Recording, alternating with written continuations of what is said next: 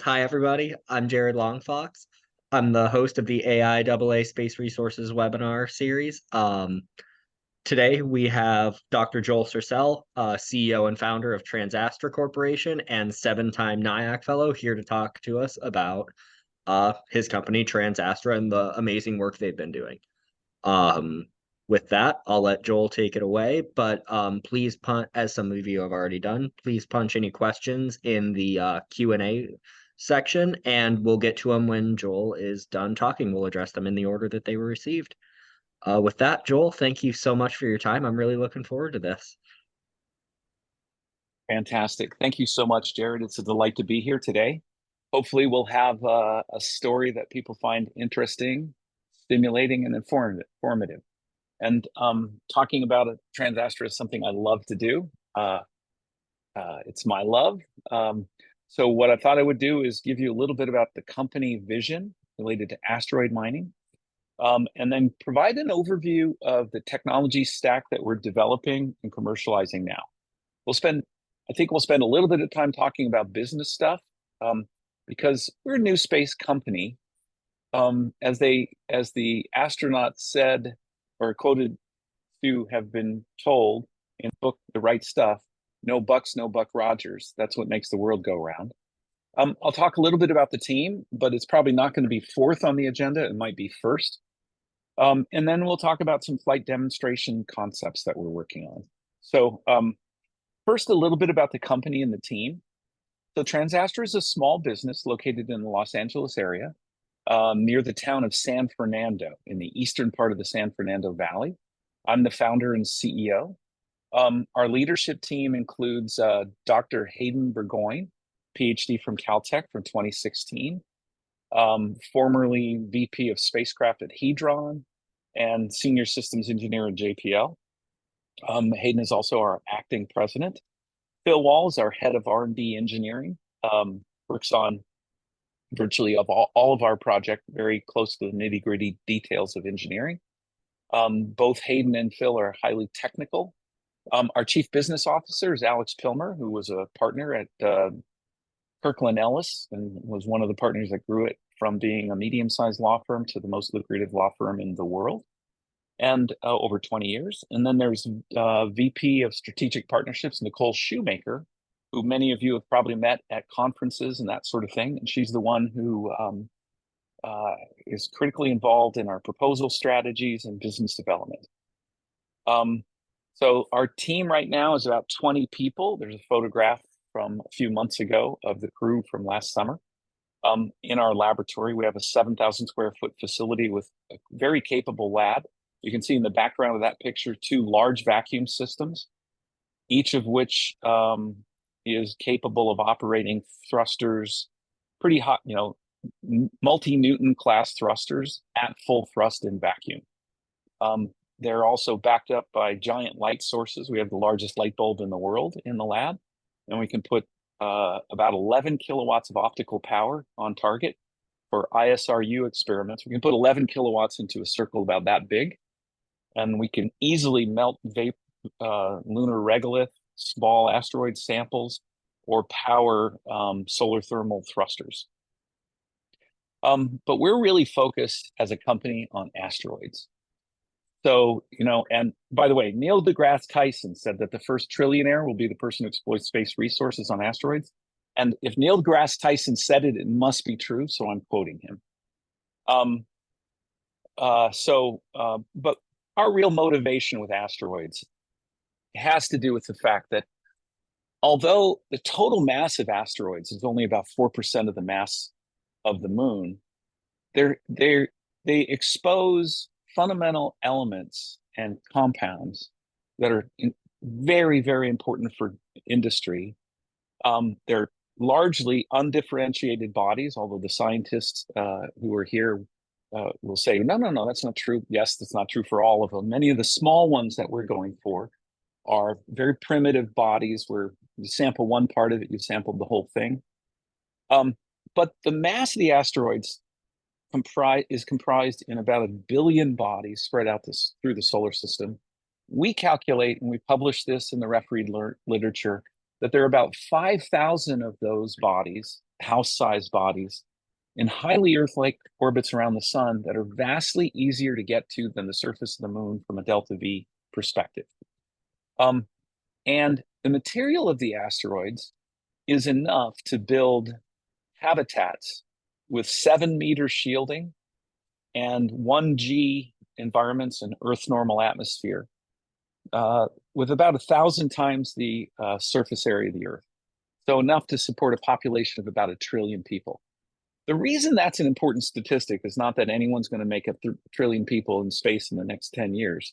The reason that's important is because it shows that these sort of negative views of the future of humanity are just not valid, that there's a positive, optimistic future for humanity, enough resources just in the asteroids to spread throughout the solar system and to continue to exponentiate as a species for the next 1,000 years, with each generation having it better than the one before. Long before that time, we will have moved pretty much all heavy industry off the Earth. And because of the removal of the limits to growth, the population in space will vastly outreach the population on the Earth. So this is really a company based in optimism. Of course, we're also a company that's very realistic and have our feet on the ground in serious engineering and business matters.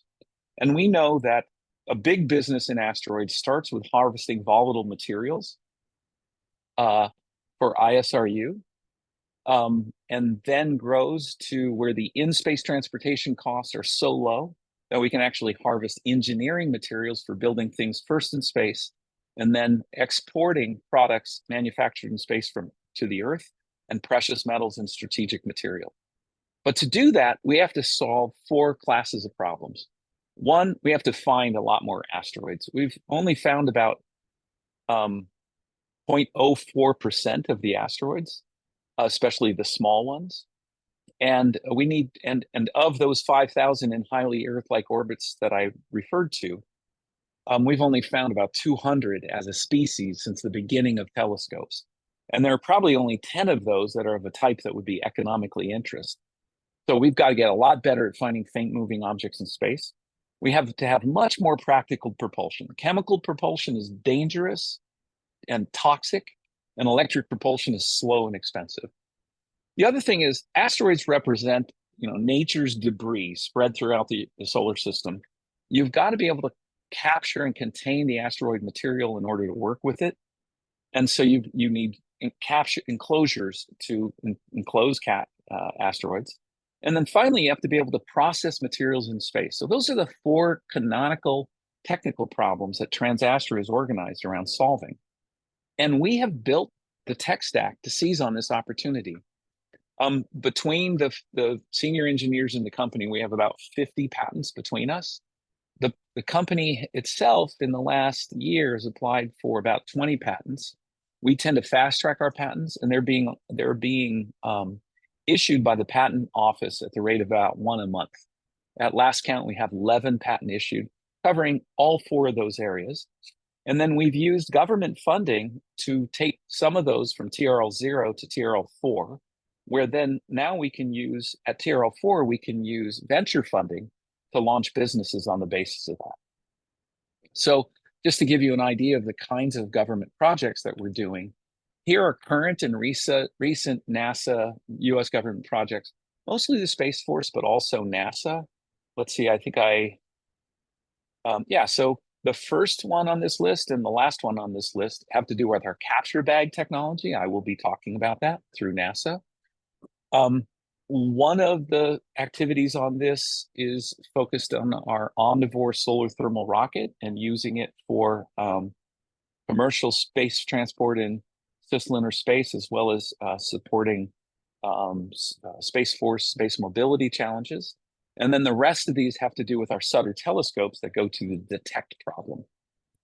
So as I indicated earlier, only about 0.03 or 0.04 of the near-Earth asteroids have actually been discovered, 0.03 or 0.04%.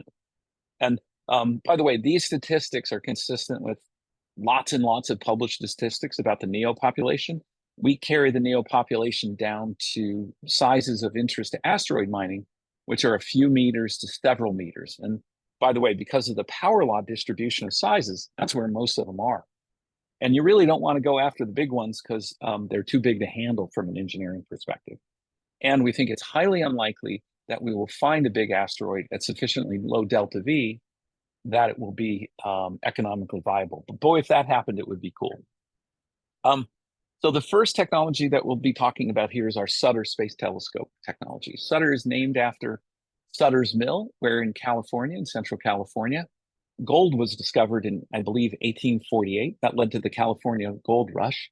We think that this telescope technology will lead to a gold rush to space because we intend to find vastly more asteroids using this method. Currently, we're operating networks of these telescopes on the ground, and we have plans to space qualify the technology and get it in space. And I'll talk a little bit about that. We do have a very important patent in this area called optimized match filter tracking.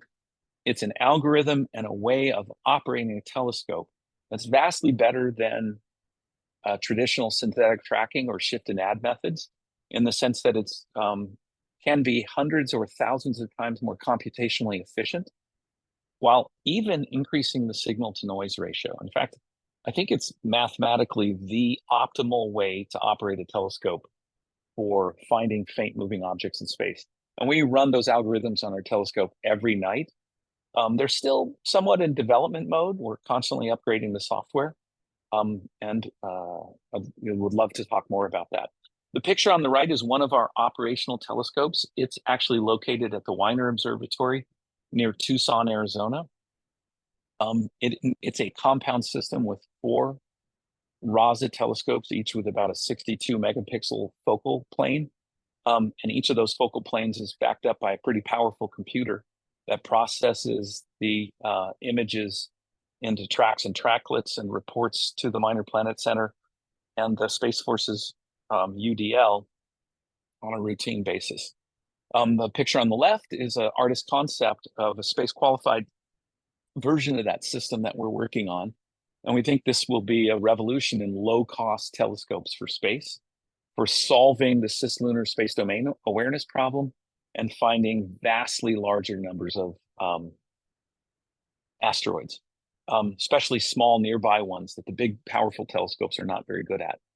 On the right in this image is a photograph of our new Sutter 3 system that I will be flying down to Australia into December with a team of our engineers to install an observatory down there. This is a more capable system. Each time we field a system, it's more capable than the one before. We're really excited about this in the sense that not only does it put 6 telescopes on a single mount, and there's huge economies of scale in doing that, it has other cool capabilities, like it can co-bore sight the scopes or put them into an array where they have a wide field pattern for survey. But it's also a prototype of a 6-scope module that can be integrated with 3 other 6-scope modules in a system that we call Sutter TKO. TKO in this case doesn't stand for technical knockout, although we kind of think it is for the telescope industry. It stands for Turnkey Observatory. We currently have a contract with the Space Force to build the first prototype TKO system. It's a mobile observatory integrated into a shipping container that has, it has a roof that opens and closes autonomously every night to keep out the weather during the day or on inclement weather, or to open to the sky when you're observing. We can fit 18 Raza 11s that cover a total sky area of about 127 square degrees continuously, and 4 Sutter TKOs can cover the entire night sky with moving objects that can move up to 450 degrees per day, roughly, so much faster than GEO, down to magnitude at least 19. We've seen things significantly fainter than that using our optimized match filter tracking. And this system is commercially available now. So if people want a very powerful, wide field of view, fairly deep system, um, uh, which can be integrated with our Midas telescope network operating system to make it fully autonomous, and it can be integrated with our Thea software, which implements our patented optimized match filter tracking algorithm. We think this is a really compelling solution for all sky surveys, finding moving objects in space, space domain awareness, asteroid discovery. And we recently kind of rolled it out and announced it at the Maui AMOS conference, and there's tremendous interest from the customer base internationally. So we think this is going to be real important. The sort of the heart and soul of the technology of our Sutter systems is a commercial software code base that we're developing called Thea. Thea is an ancient goddess of gold and light. We think that's an appropriate name for the software. It's based on our patented optimized match filter tracking algorithm. And we have, so Thea is designed to be the most computationally efficient, theoretically most computationally efficient approach for shift and add or synthetic tracking type algorithms. It's vastly superior to the brute force methods that have been used up until now. And it's so efficient that we can actually run it on a CubeSat processor, which we have done on a CubeSat FlatSat processor in our lab. And we are currently working with our industrial partners to port this to CubeSats. We're doing space domain awareness and asteroid tracking from orbit on CubeSats. Real time. Basically, you run the software and it downloads tracks and tracklets that you can then propagate. This is a little bit about our ground-based telescope network. The two green circles with 4s in them are existing compound telescopes, which are 2 compound telescopes, each with 4 optical tube assemblies, one in Central California, one in Arizona. The blue with the 6 in it represents there, and you can see there are 2 of those. One of those will be installed in Australia in a few weeks and operational before the new year. The other one will be installed probably in Colorado a couple months after that. And then the plan is to get really serious about building an all-sky survey system with 4 more telescope systems, each with 18 RASA 11s, continuously monitoring more than 125 square degrees of sky at night. And over a couple of days, even with bad weather phenomenon, you can see the entire sky down to at least magnitude 19. And when you're going after faint targets, you can co-bore sight many scopes on top of each other and go deep also. So the astronomers and telescope operators and people who work in the field of asteroid prospecting will recognize the figure on the left. It's a classic figure of how shift and add processing works. It's a brute force process, very computationally inefficient. Thea does that with our patented optimized match filter tracking, but vastly more efficient. And it would take at least a full hour to describe how the optimized match filter tracking process works. You're all invited to read the patent. It's online in the patent office. But it has to do with varying exposure periods and bins and even binning things in ways that are not obvious. And it can actually increase the signal to noise ratio relative to traditional synthetic tracking and reduce the computational requirements by orders of magnitude. The key innovations that we have in the telescope area in our Sutter telescopes are TKO, which is a breakthrough and inexpensive sky survey without the need for an existing observatory, fully autonomous, portable, integrated with a shipping container. And it's the core thing behind Sutter TKO is applying very low cost industrial commercial methods to technology that's normally done using fairly exquisite scientific instruments that are way more costly than they should be. THEA is about deep technical innovation in image processing and software to increase the power of low-cost telescopes to do what really expensive telescopes had to do only a few years ago. THEA in space is taking advantage of that computational efficiency to actually be able to run, shift, and add real time on spacecraft. We think this will be a huge revolution, and we can't imagine how anyone could consider building a space telescope without using optimized match filter tracking on it. Also, I didn't mention it before, but in operating our telescopes, we found a whole bunch of sort of practical engineering limitations to the COTS systems. Like they're difficult to focus, they're difficult to align, and that sort of thing. So we built a much better focus and alignment system that we call AccuTilt that works for RASA telescopes. Anyone who owns a RASA and operates a RASA knows that it's very difficult to keep the tip-tilt alignment just how you want it.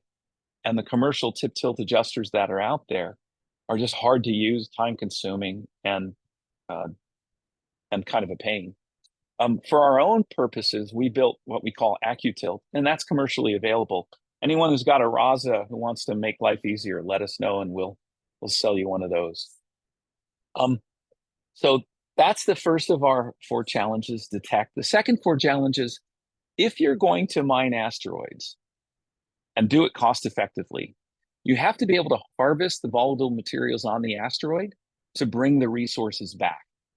And you can't have a sophisticated chemical processing plant that produces highly pure materials that you can use as propellant, either for chemical propulsion or electric propulsion.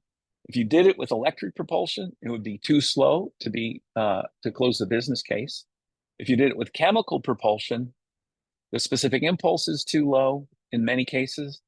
And then the purity of the propellants makes it unrealistic. So we invented something that we call the omnivore solar thermal rocket, which is patented, that goes with our Worker B orbit transfer vehicles. Now we invented it to enable asteroid mining. And there's a picture, this is old now, we don't share pictures of our more recent omnivore engine designs as readily and as broad of audiences. But there's an old picture of an omnivore running in a chamber with a light source. Actually, Hunter Williams, who I see is here, was actually involved in getting that light source working at the Colorado School of Mines and did a fantastic job, actually. Our omnivore engine, we're very proud of it. It's a solar thermal rocket engine. It can deliver specific impulses approaching 900 seconds when using liquid hydrogen. Eventually, it will deliver specific impulses approaching 400 seconds with water. Early variants, the specific impulse is not as high because we don't have the exotic materials to handle those temperatures, but that will come. And we're looking at commercial and government applications of that in the near term to help with orbital logistics, and then scaling it later for asteroid mining. We have, and one of the key things that this can do is this can turn the small launch vehicles with, the wonderful small launch vehicles made by our friends at ABL, our friends at Stoke, and other cool launch vehicle companies. Those launch vehicles are really great for getting small payloads to low Earth orbit. But they struggle a little bit going significantly beyond low Earth orbit just because they don't have enough total impulse. So we're developing a high energy stage that can go on small launch vehicles that basically has the equivalent performance of a nuclear rocket. But unlike a nuclear rocket, it can be packaged into a very small package that can go on even the smallest of launch vehicles, and delivers several times more mass to orbital destinations of high interest to science and business. And I'm talking about MEO, GEO, cislunar space, and escaped places like Mars. We think this is going to really have a big impact on small vehicle transportation. Right now, there's really no good way to get, say, 400 kilograms to geo. You can do a ride share on a Falcon 9. Falcon 9 is a fantastic vehicle. It's terrific. But who wants to worry about the schedules and everything with rideshare? You'd like to get there a lot faster than electric propulsion with schedule flexibility, speed, and affordability.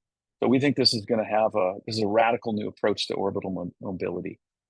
I won't go into this in a lot of detail, except to suggest that, everyone in the industry knows that getting to geo with electric propulsion can be like a 9-month to a year trip. Omnivore on small rockets can do it in about a month. A couple of months to cislunar space, like EMSL-1, couple of months to escape to Mars. Your payload doesn't have to deploy its solar arrays and everything while you're in transit.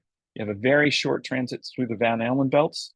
So we think this is a tremendous opportunity on the commercial side and also for government payload transport. And again, we're developing small systems and commercializing these small systems there, but it ultimately feeds the company vision to go asteroid mining. As I said earlier, asteroids are nature's orbital debris. They're spread throughout the solar system. If you want to mine them, you have to capture in a bag. And I was actually inspired by the NASA ARM mission, which I thought was a terrific idea, but a little too out of the box and a little too risky for NASA. I was really honored to be involved on the science advisory team, what they called the FAST for ARM. That mission was actually started by my PhD advisor at Caltech, Fred Kulik, who's now retired, and my old friend and colleague at JPL, John Brophy. But I was really inspired with this idea of capturing asteroids in bags. And we've since then spent a fair amount of time looking at how asteroid capture in bags can help with, is actually critical enabling technology for asteroid mining. And we've done a lot of work in this area. But then we realized, I think it was Nicole Shoemaker, our VP of Strategic Partnerships, who said, tapped me on the shoulder, Joel, why don't we use this for orbital cleanup? And I'm like, yeah, that's a good idea. And then Nicole had the great idea of calling it Flytrap. And this year, just a couple of days ago, Time Magazine listed us among the best inventions of 2023, the Flytrap capture bag for orbital debris cleanup. And we are building a really cool big prototype of that for NASA, the TPOC, the technical point of contact. For this SBIR phase 2, it's an $850K contract, is JPL, and we're just having a ball working on that, and it's going to be very exciting. Other customers in the government have interest in capture bags for capturing orbital debris, cleaning up orbital messes, and doing other things with objects that really shouldn't be where they need to be in all different kinds of orbits and all different kinds of things. We've prototyped capture bags that can fit into a 1U enclosure and capture something the size of a watermelon.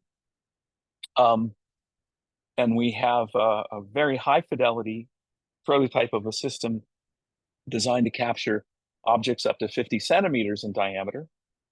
And we're currently on contract to build a half-scale prototype of a system big enough to capture a rocket stage. That system will be about 13 feet tall, and it will fit into the equivalent of a high bay that we have in our lab. The prototype for capturing objects up to 50 centimeters in diameter is there on the left. It was originally developed under NIAC Phase 3 funding to flight demonstrate asteroid mining technology in low Earth orbit, but very quickly we realized it's a perfect solution for orbital debris cleanup. And an artist concept on the right is what gives you an idea of the scale of the new capture bag that we're building in our SBIR Phase 2 effort. On the left shows the kind of capture bag that can be deployed from a 1U CubeSat volume. In the middle is the idea of actually using this on an orbital logistics vehicle, in this case, the Northrop Grumman MRV. And the Northrop Grumman people have been just wonderful to work on in this area. We can actually put a capture bag as the end effector on a robotic arm, and you can actually spin the end effectors to match spin, so the whole spacecraft doesn't have to do spin matching.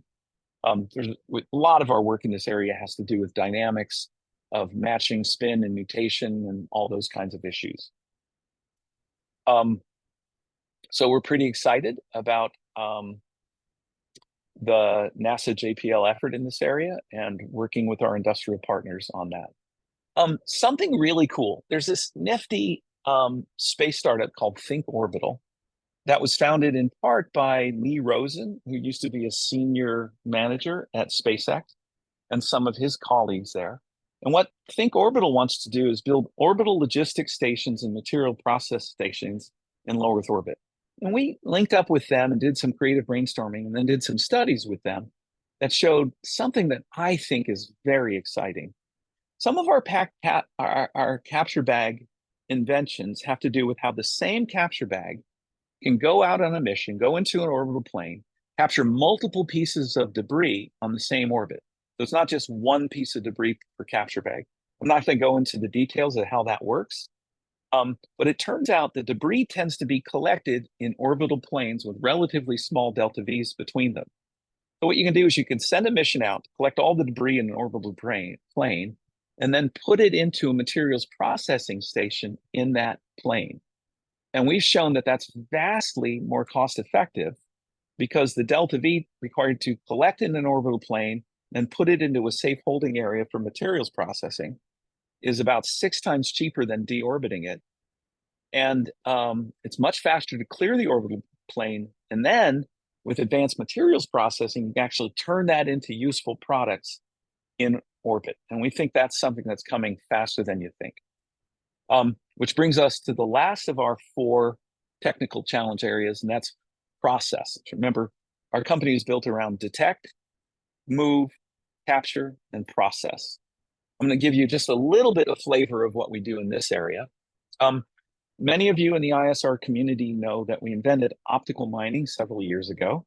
And with our colleagues at Colorado School of Mines, the wonderful Chris Dreyer and his graduate students, I'm lucky enough to be on the PhD committee of Tim, who's really doing terrific work in that area.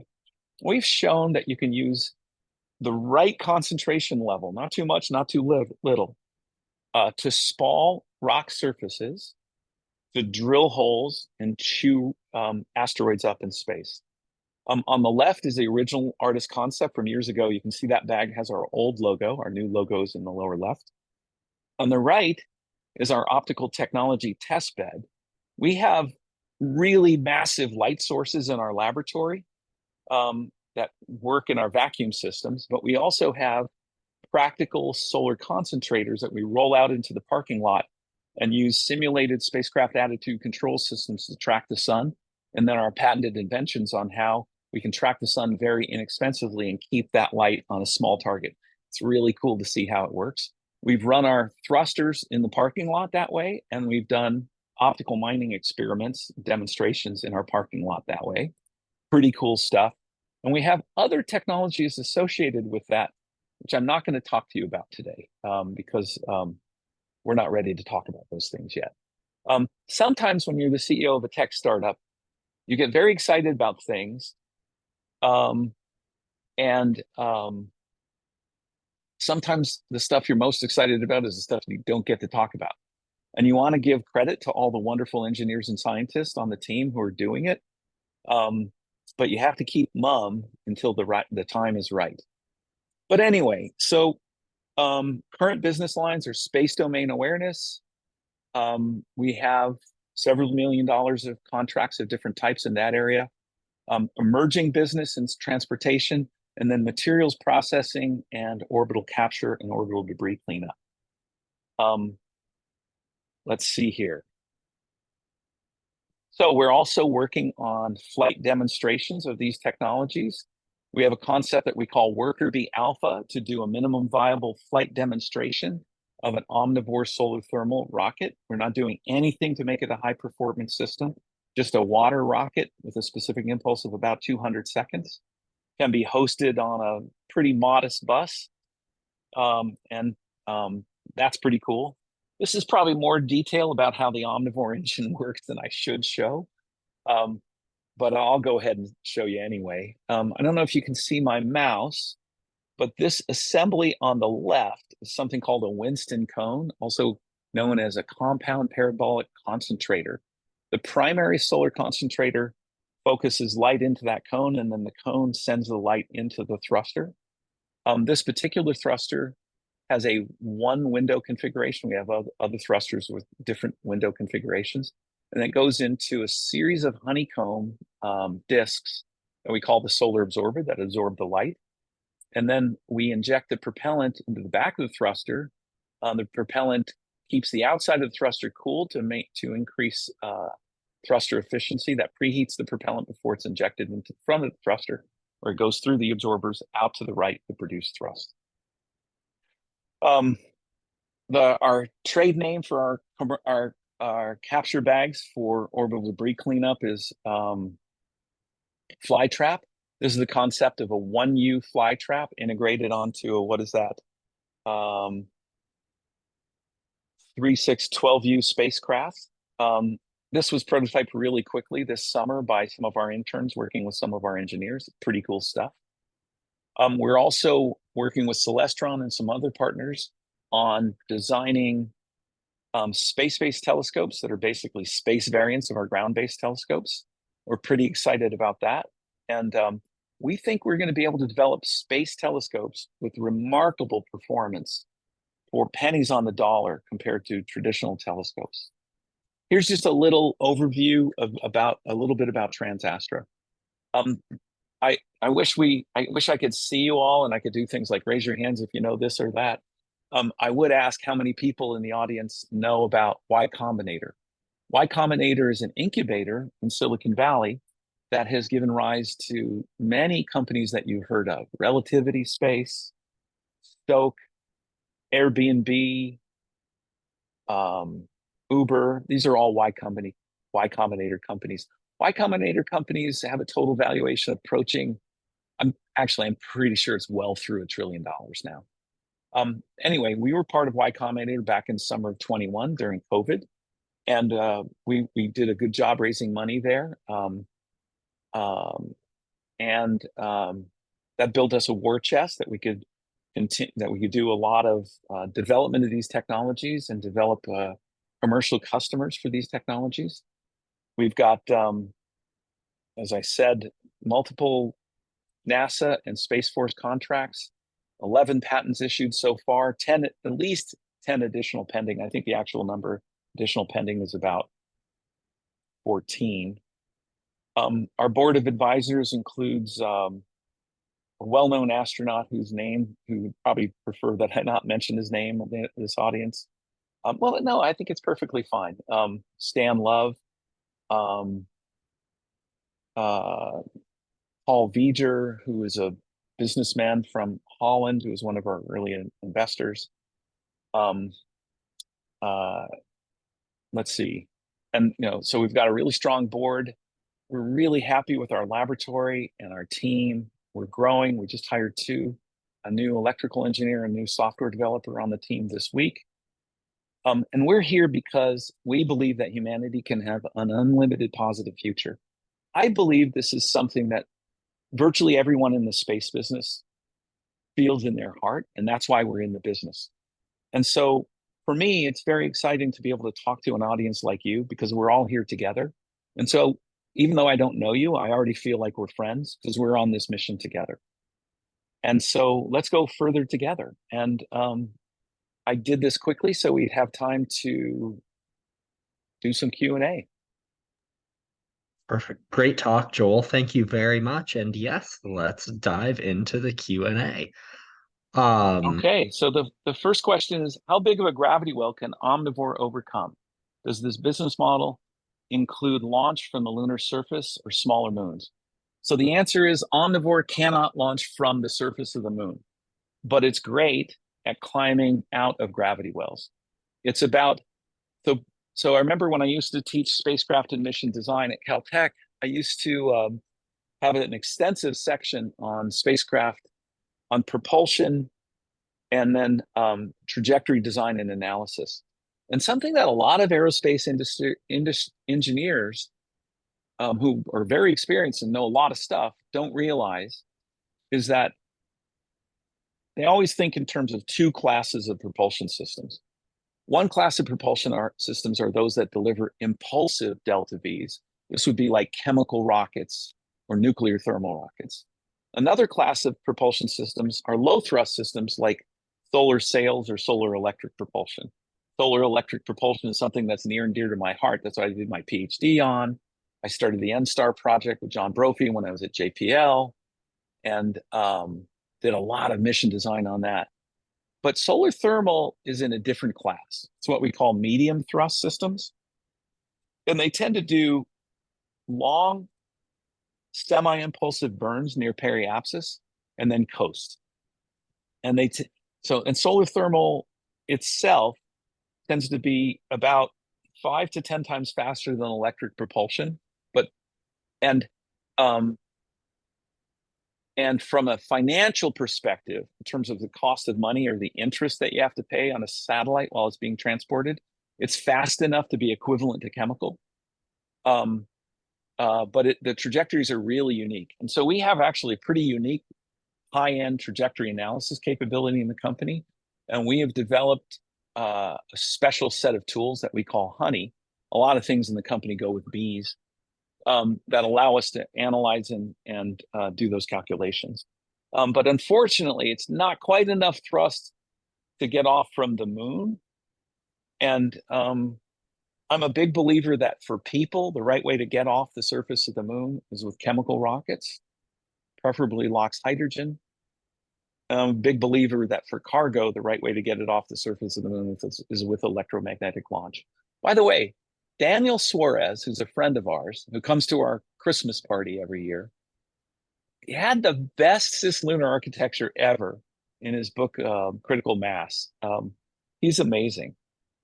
So I would recommend people who want to know about that read Critical Mass. The next one is, can you discuss how you separate various elements during your asteroid harvesting phase? A little bit. I'm not going to go into a lot of detail on that.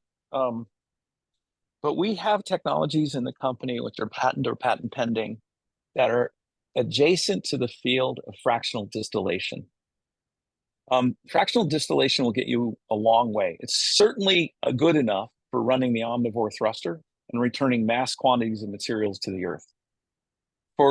And we try to avoid, as part of the mining phase, the need for extremely high purity separation. Would any of this tech benefit from emerging ISAM tech, particularly the assembly side? Sure. I wish we had voice so I can engage with you more on what you mean by that. But these systems, to be cost effective, really need to be intelligent and robotic. And when we started the company, we were less sanguine about autonomy and robotics than we are now. But we actually see huge leaps coming in that area.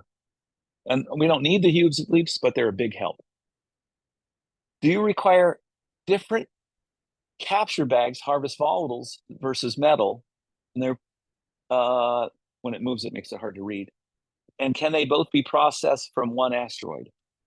Generally speaking, you would go after different asteroids for different materials.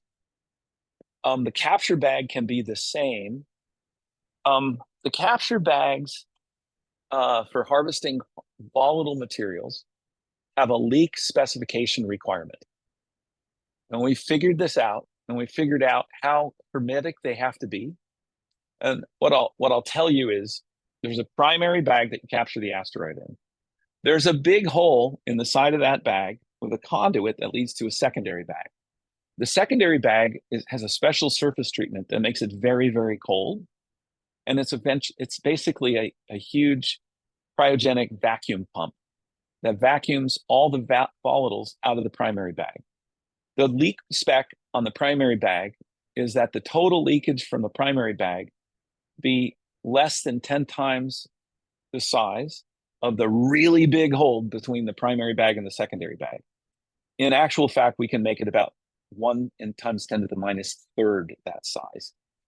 One of the technologies that's kind of cool that's built into our capture bag technology is our robotic zipper. So basically, the bag zippers close with a hermetic seal. The zipper that we use is the same zipper. I'm an avid scuba diver. I've seen these zippers dozens of times on dry suits in the Channel Islands out here in California. And our astronaut friends tell us that they've used those zippers in prototype spacesuits on several occasions. But we have a robotic zipper that can basically zipper it closed and it's hermetically sealed. It's really cool. And we give demos of this in our lab all the time. By the way, our annual holiday party will be in San Fernando on December 2nd, which is a Saturday at 5:30. Any member of the AIAA is invited to that party. Let me tell you, it's a really good party. At the party, there will be an astronaut, a best-selling science fiction author, a movie producer, investors in aerospace tech, and people from the aerospace community. Members of our extended technical team actually have a band that's the best rock and roll cover band and dance music band in Southern California. We have great drink, great food, and anyone in the AIAA who would like to come is invited. Send an email to sales@transastra.com saying that Joel invited you to the party, you'd like to be on the list. And you can see a lot of this tech and this stuff in our lab that day. Unfortunately, we will not have a telescope in the lab under development because we will have recently shipped one to Australia and the next one will be too early in the build-up process. Are there any resources that optical mining is not capable of extracting? What gaps does optical mining leave that other will need to fill? So optical mining is not really... So optical mining was originally invented to do excavation. It does two things.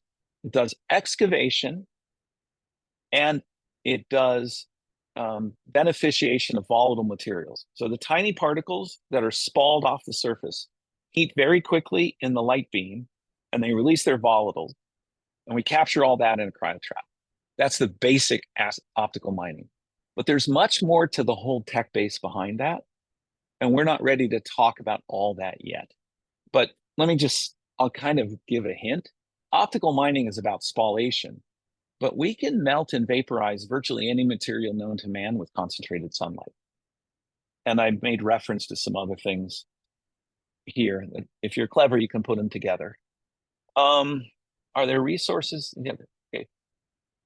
Do you have spectroscopy capabilities within your capture bag to identify the various elements?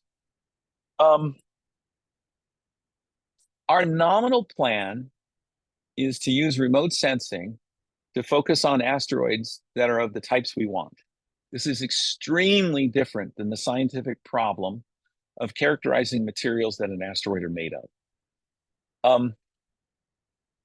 We do not seek exquisite knowledge of the spectral type of the asteroid. What we do instead is we do triage with simple spectral bands to throw out the ones that are ambiguous. Like there are two types of asteroids that are spectrally very similar. One is full of volatiles and one is not full of volatiles. We don't think we can confidently distinguish between those two, so we throw them both out. We only look for the unique spectral characteristics that we can say with high confidence have high volatiles. This is for our early missions before we're going after metals and so on. And we've identified certain limited bands that we can do this triage with. That's how we do our remote prospecting. The other thing is we can get information about the size of the object, its rotation state, and we can screen out those that are not of interest. We don't try to do exquisite science on it. That would be stupid and not a good business decision. So a lot of scientists who are very, very smart say, well, you're crazy. You can't do that with just a few spectral bands. What I can assure you is that We're not stupid, but we think about this differently. We think about it from a business perspective. And so we simplify the problem instead of complexify the problem. Then when we get to the body, I don't see a lot of use of spectroscopy, but hey, I'm open to it. Send me an email. Are there drawbacks in having your asteroid identifying telescopes be on the same spacecraft? We would typically not have the same spacecraft carry the telescope and do the asteroid mining. Someone once said that specialization is for insects, and our spacecraft are all named after different kinds of bees. Are you looking to sell mined elements in space, terrestrial or both? Are you developing re-entry vehicles to bring the heavy elements you mine back to Earth? We would like to do everything, but there's not enough of us to go around to do everything. We're initially planning on selling propellant in orbit. That's a big enough business to get started. One of the main consumers of that propellant will be us. And we think, and our economic studies suggest that with our transportation technology and with asteroid mining for propellant harvesting, it will be as cheap to get around in space as airline travel is now. When that happens, we'll send bigger vehicles to go after precious metals, and we'll bring those back. There are other companies that are developing entry vehicles. We'll work with them. All right. I think that's it. Any other questions?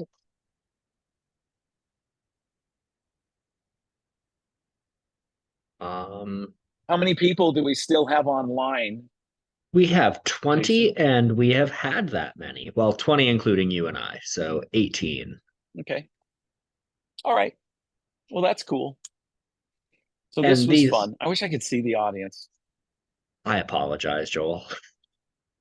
That's cool. It's okay.